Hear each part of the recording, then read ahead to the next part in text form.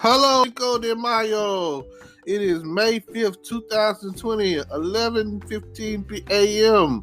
And it's Cinco de Mayo, and it's also Taco Tuesday.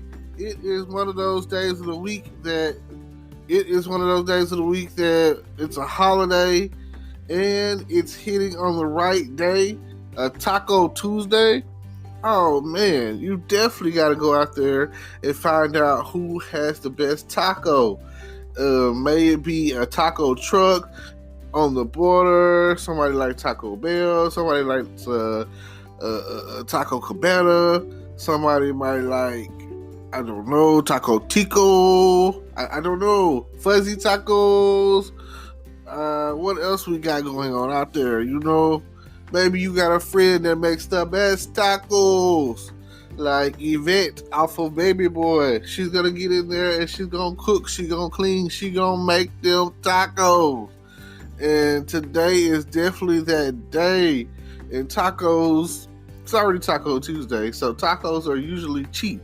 So, hey, you have no reason not to get you some of this fine cuisine. Oh, man. It don't got to be a taco. It could be a burrito, or it could be a quesadilla, or it could be anything that is from the La Familia culture of the Hispanics, because this is their day. And like I say, feel free. If you're old enough, all of my over 21s out there, keeping it grown and sexy, with some nice mojitos or nice Coronas or Modelo or Dos Equis or, oh man, my favorite, some margaritas. Like I say, happy hour, that's where it's at. So show up and pull up for some nice. You can probably go get it for about $3 somewhere on a happy hour tip. So tonight is the night. We need everyone to jump on it when it comes down to Taco Tuesdays and Cinco de Mayo.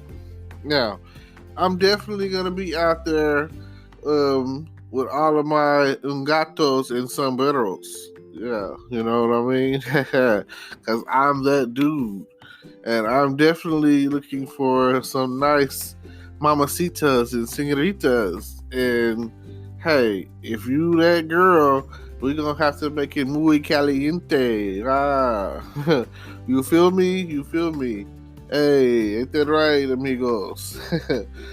Already, let me know what's going down today. Shout out to all of my Mexican brothers. Let me know. After a long day of work, it's time to chill. Gotta have you a cold one and a nice meal. So, like I say, but seriously though, if it wasn't for the Hispanic culture, they are like the best at what they do. They bring in jobs and do work that a lot of us aren't willing to do. Down the street from my house, we have a tire shop. They are some of the best in town. I can't think of the name of the tire shop, but if you're from here, the one down the street from Church's Chicken on New Austin Road, there, that's where you go to get you some tires here in Texarkana. If you need your car fixed, everybody knows who Pee-wee is over off of Robinson Road, over there by the post office. And it used to be Shockley's, but now it's called Escobar's. And a lot of people don't even know the name of it, but they just be like, put my car in the shop. And that's usually where they go. He is one of the best in town, when it comes down to it. And I've been taking my car there for years. Every time something goes wrong, he can pretty much figure. There's one thing he will do. First, he gonna find out what the problem is, and then he gonna find out what the parts are, and then he gonna tell you what the labor is. And hey, that's pretty what he is. Hey, cut and dry. It's gonna be fair. You know what I'm saying? If he say he can fix your car, he will fix your car. If he say he can't fix your car, he's like, I can't do it. It's just what it is. It's like, honesty. So I dig that. If you want some air in your tires, you got the guys up the street. I go to them pretty much. Because once you get some tires from them, especially like I can use tires, you know what I'm saying? So if I get some used tires over there, it seems like it lasts a lifetime. Like, you don't have to really worry about getting any more tires after the fact. So yeah, because I've gotten tires on some cars and they took me where I needed to go. I could go pretty much anywhere, in town, out of town, on the highway or wherever I needed to go with those tires. They're real reasonable. I can't really say. I know that if you go over there for about $40 on the high end, if you got $40, you can get you a tire. You can probably negotiate it down, depending on what kind of tire it is and how good a good tire. $40, good tire. I've even gone over there and for like $100 tires all around if they had a set of the tires that I was looking for. So yeah, which ultimately might be a thing that I do here recent, here in the near future or whatever, instead of trying to go get some brand new tires from discount tires. And like I say, I've always wanted to learn more Spanish. I feel like the teachers that I had in high school didn't really push the issue. My first year Spanish teacher, she wasn't certified. So, and where I come from, they say that if the teacher isn't, certified or accredited or whatever, they can't really fail you. So you're pretty much guaranteed to get an A in there. So that's cool for the moment, but in the long run, you're thinking to yourself like, I kind of want to learn this, So I don't know. Maybe at some point I'll get a Rosetta Stone and figure it out. So that way, when it comes down to it and they're speaking, I can be able to understand what the hell they're saying. I feel that way about a lot of cultures. Maybe Mexican or Spanish speaking, or even the French, Japanese, Chinese, some of the main Korean or whatever, Russian, some of the main languages or whatever, Italian, even Hindu speaking. So I feel like if you cover some of the foundationary, so because like majority of the world has like a Spanish dialogue to it, like the southern hemisphere more or less is like you got Mexico, got Colombian, and although they're different, Spanish is, because I want to be like Spanish is Spanish, because if they say they're from Honduras or Colombia, or these are all different cultures. You know what I'm saying? Like, it's just like if I said that I was from Vietnam, they're speaking Vietnamese. If I said I was from Korea, I'm speaking Korean. But if I said China, Japanese, you saying? It's like, it's all different. They're, they to us, you probably can't even tell if I lined up a bunch of Asians and put them side by side. You probably couldn't tell that they're You know, you can't tell. You know, sometimes you can't tell them apart. You know, you have to have been around the culture long enough, and that's just what it is. You know. Now it's just pure ignorance because you just don't know. You know, that's just like if someone spoke Yiddish. You know, some of y'all don't even know what that is. You know, and I want to say Yiddish is like that's what the Hebrew speaking Hebrew or something like that or whatever, and we'll be back after a quick break. Hey there, welcome to Good Advice Giver. First, drivers who switch and save with Progressive could save hundreds. With that kind of money, you could go big time on a fancy water bottle with ultra titanium alloy metal.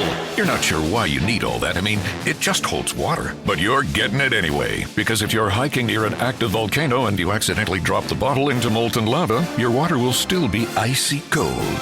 Switch to Progressive and you could save big time. For water bottles. Progressive Casualty Insurance Company and affiliates, not available in all states. Potential savings will vary. We want to start by saying a massive thank you for tuning in today.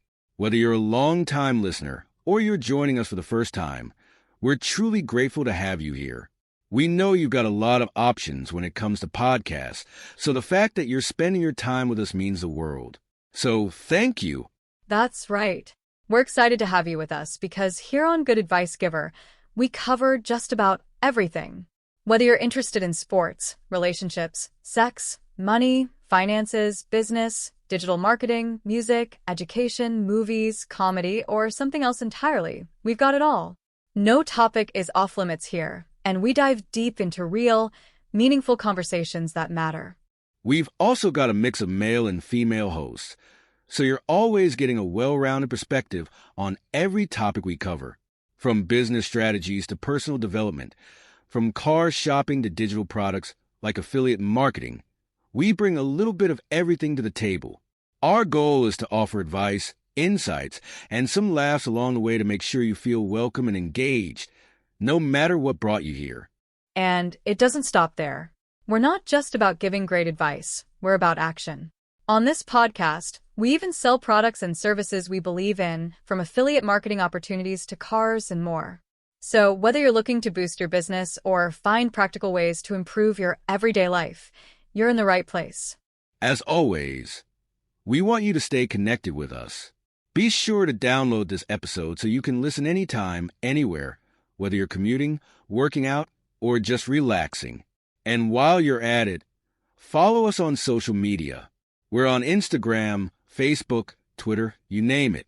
That's the best way to stay in the loop for upcoming episodes, behind-the-scenes content, and even giveaways. And don't forget to subscribe to our YouTube channel.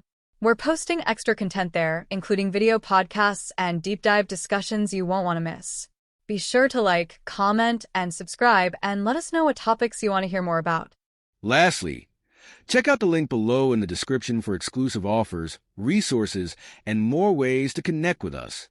We're here for you, and we can't wait to bring you more valuable content. Thanks again for tuning in to Good Advice Giver. Let's get started.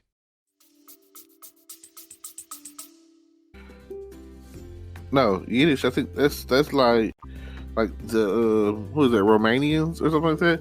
And I come across a guy one time, and he was like, "I'm a gypsy, yada yada yada." I was like, well, "Okay, what does that mean?" You know what I'm saying? Like, what are you? Like, somebody telling me they're a gypsy, and I was like, the guy was like, "I'm a gypsy." I was like, well, like, what race are you? That you say you're a gypsy, you know what I'm saying? I could be a gypsy if I was, outcast or not or misunderstood, or lived in the outskirts, or like nomadic or whatever the case is. Got your stick to your own culture. So I was like, what does that mean? He said he's Romanian or whatever, and I think Romanian, I think it was like he was explaining to me that they spoke Yiddish or whatever, and I was like, oh, okay, I got you. And that's a lot of times, like you'll see it at the let's say they have something going on at the United Nations, and they have like the sign language or whatever, and they'll have like all the different translators or whatever. And you would think that if you were part of the United Nations or whatever, and it's not like you're meeting all the time, that y'all, man, one of y'all's objectives would to be to learn culture. You know what I'm saying? If you were an ambassador to the whole nation, the whole world, that you're part of the UN, that you would like one throughout the year, like one few weeks or whatever, or whatever the case is, y'all are all learning Spanish, and then all y'all learning English, and then all y'all are learning African, and then all y'all are like we'd all be on the same page in the same book or whatever. If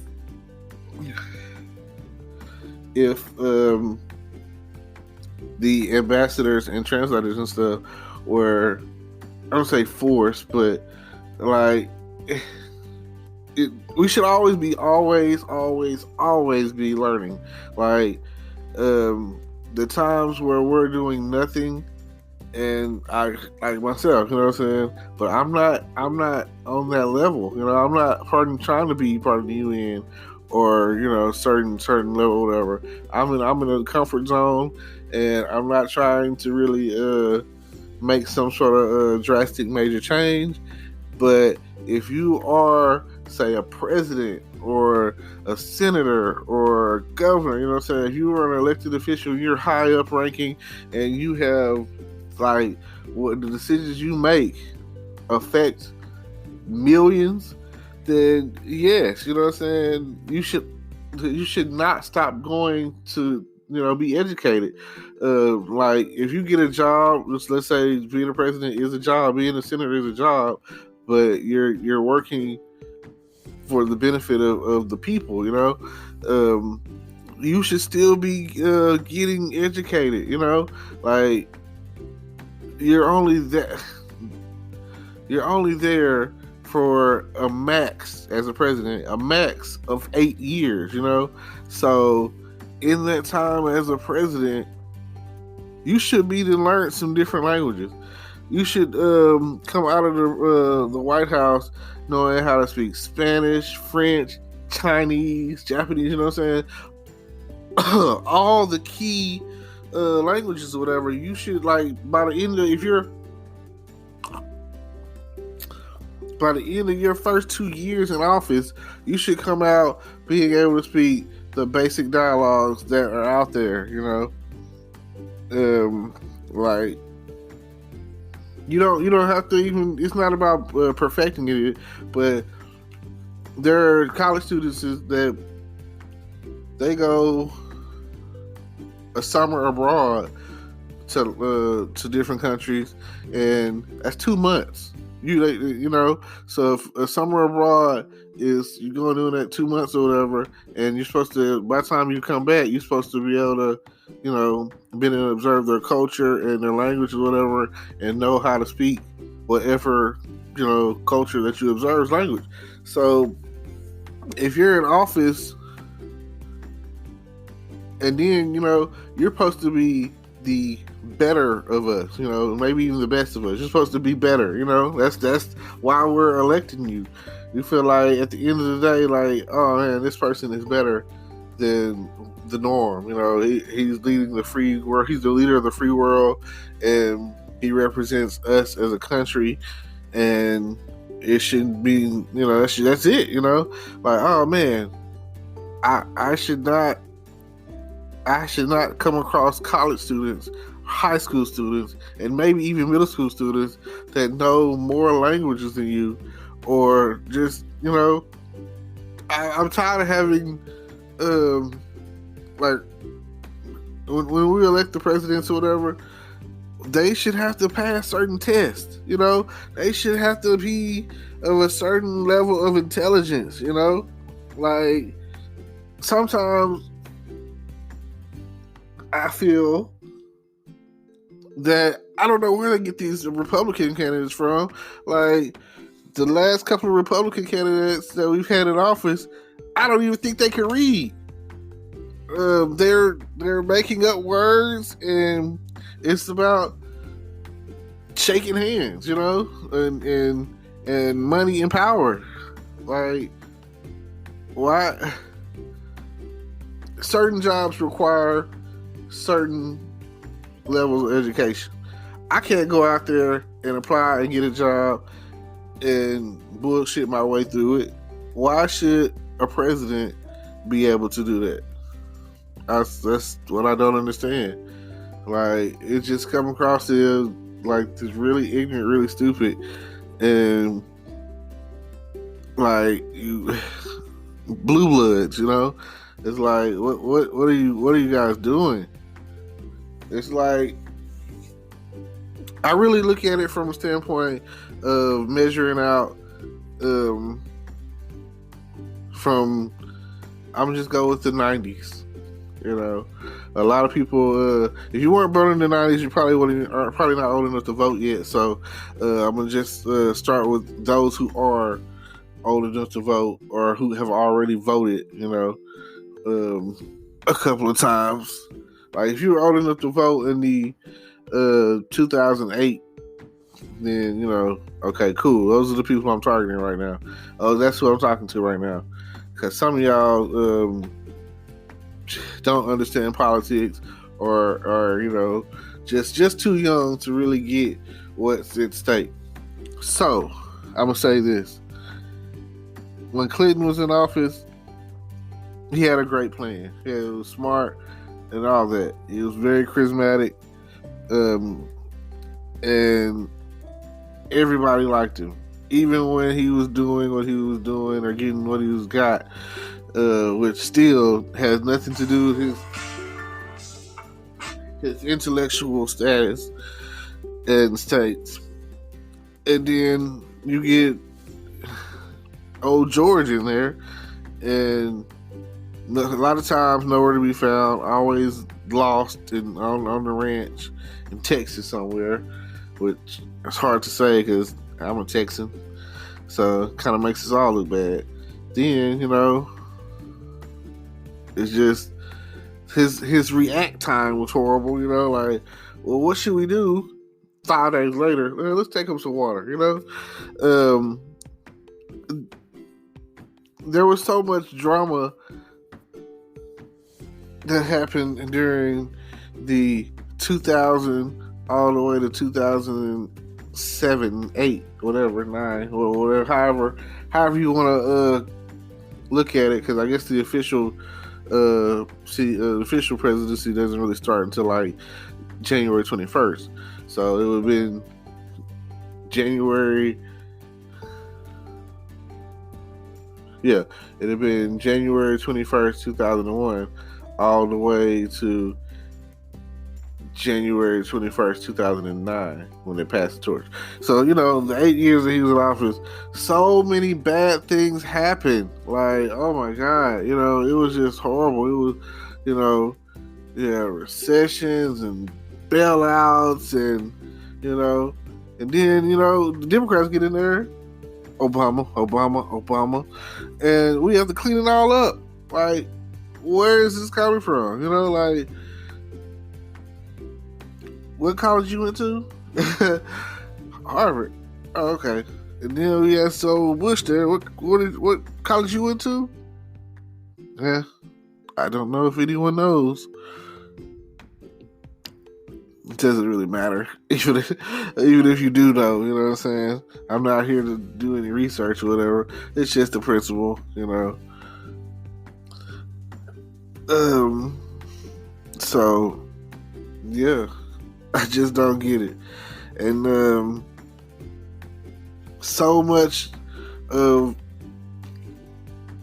2009 till 2017, like, just look at how things were, how good things were during the time frame he was in office. I mean, so much better. Immediately once he was elected, gas prices dropped.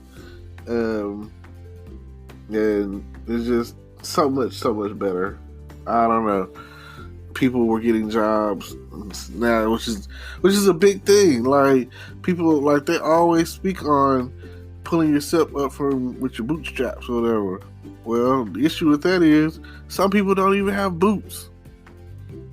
You know, so that would be great if that philosophy still worked. Because once you get to a perpetuating standard of my family's rich, everybody gets boots. You come in the family, you're like, hey, you come out of the womb with a silver spoon, and you know you pretty much have everything because they've got already figured out. They know that with this amount of money, I can help you grow to this, you know, and then you know, I can show you how to invest in the stock, and I can show you how to buy real estate, you know. Meanwhile, to pull yourself up from the bootstraps, still generations later, still trying to some people are still trying to get their boots to pull themselves up from the bootstraps or whatever. Because I'm not saying it's a generational curse thing, because you still got people out there who still aren't, you know, and still don't have people that have graduated from college, or they're the first ones, or first one to go to college. Like, that's still a thing. I remember when I first went to college, that was still a thing or whatever. But now, these new generation of kids or whatever, they're getting like spoiled stupid. So I don't know if they're gonna have the same views about things that we value. Well, I've been going on long enough about that, which started becoming more political than anything. But it is still Cinco de Mayo. It is still Taco Tuesday, and it is still plenty of time to get out there and get you something to represent for the culture. Shout out to all my senoritas and mamasitas, and like I say, feel free to get out there and get you a nice strong margarita. Go along with your Mexican cuisine. And like I say, Cinco de Mayo, Taco Tuesday. And we're out. Today is your lucky day.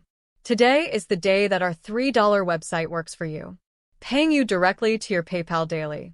Imagine $3 ongoing continuous payments to your PayPal account. Imagine falling asleep and waking up to $300 in your PayPal account. How would this make you feel? How could this help you?